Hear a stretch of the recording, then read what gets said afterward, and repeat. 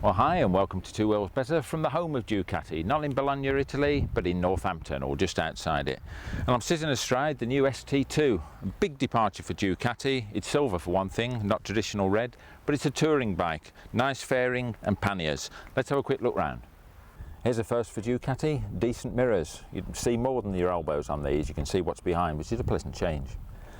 The fairing itself, nice two-piece plastic job, very nicely finished and giving a fair amount of protection. The screen's fairly short, but nevertheless it protects me from excessive wind blast. Equally, the dashboard's very neat, complete with a digital display. Then we've got the temperature, the time, and these bars here give you the state of the fuel tank. And so there's just one bar missing on the end there, but as it decreases, so the bars decrease. Up there you've got a neutral indicator, ignition warning indicators, fuel, low light, dipped and main beam, etc. And of course you can reset the mileometer on the little trip reset. Very neat layout. Comfort is part and parcel of touring, and you don't want clip-on bars on a touring bike, so these are bolted onto the top yoke. Very neat they are too. I don't think I've ever seen bars on a Ducati as high as this one. And talking about comfort, a nice big dual seat, adequate for a pillion passenger, and it's even removable. And there we go, under there you've got a toolkit. There's a bigger toolkit than that one normally, this is just a small one we've got on the test bike. Everything accessible, the electrics, the shock absorber, and the remote reservoir for the shocker. Well, no touring bike is complete without panniers, and this has got a pair of panniers.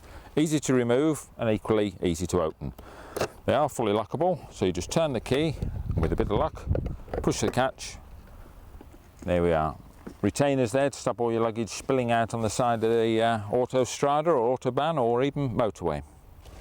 And these panniers are even big enough to get a full face helmet in, so a bit tricky to get around that webbing, but you don't want the thing falling out on you anyway. Fit the old helmet in there, then the top comes up, lock, and there we go, ready to go. But not only that, you can also turn the key the other way and release the pannier completely.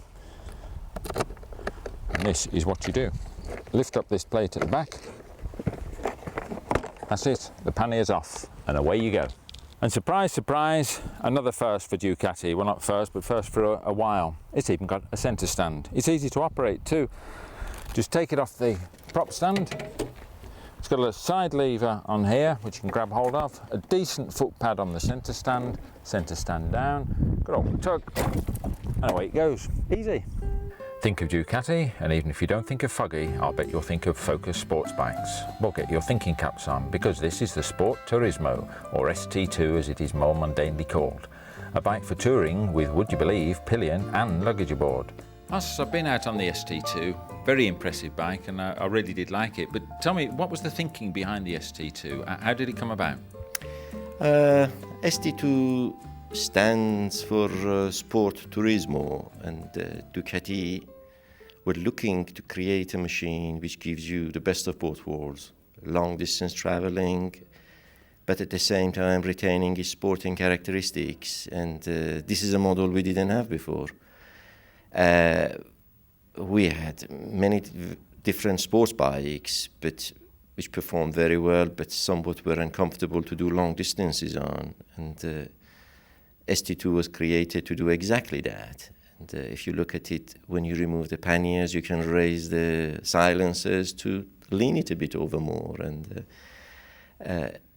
it is the only bike we know which truly justifies its name. It is a proper sports tourer. Using a bored-out 944cc liquid-cooled, fuel-injected V-twin, this is definitely not a 916 with clothes on. It's got Desmo valve gear all right, but this time opening 2 valves, not 4. Based on the old Passo 906 motor, this one has been tuned to be relaxed.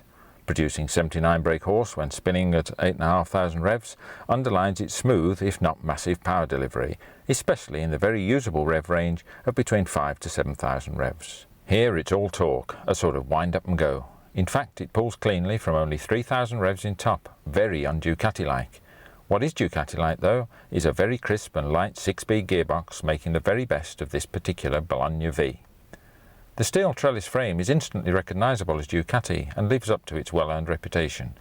Coupled to its top-quality, fully adjustable shower suspension, beefy 43mm fork stanchions up front, single monoshock at the rear, the Duke kept to its line, soaking up the bumps but without compromising any comfort.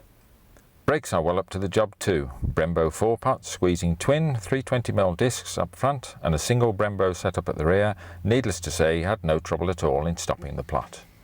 At 212 kilos, weight-wise it's pitched well against the opposition, its extra weight partly accounted for by, dare I say it, a sensible fairing. Add to this decent mirrors, a 21-litre fuel tank giving a 200-mile range, a wide and well-padded seat, and you've actually got comfort. It makes you wonder what's going on. Sense and comfort, can this really be a Ducati? Yes it is. It's still sufficiently different from the crowd. It's got style, it's got sound, it's got character, and it's got the name, Ducati.